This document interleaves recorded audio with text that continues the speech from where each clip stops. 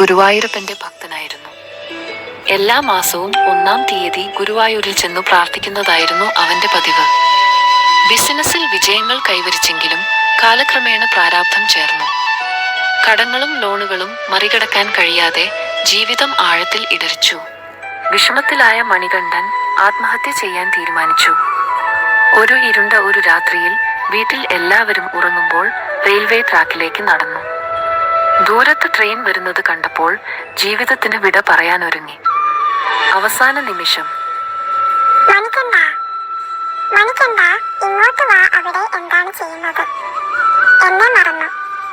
അപ്രതീക്ഷിതമായി കേട്ട ആ ശബ്ദം ഹൃദയം കുലുക്കി. പരിചിതമായെങ്കിലും നേരിട്ട് ഒരിക്കലും കേട്ടിട്ടില്ലാത്ത ആ ശബ്ദം ഗുരുവായൂരപ്പൻ്റെതെന്ന് മനസ്സിലായി.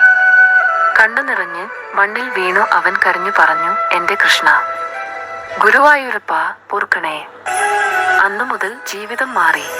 കടങ്ങൾ തീർന്നു, ബിസിനസ് വീണ്ടും ഉയർന്നു. ഇന്ന് ഇതുവരെ എല്ലാ മാസവും 1-ാം തീയതി അദ്ദേഹം ഗുരുവായൂരിൽ എത്തുന്നു.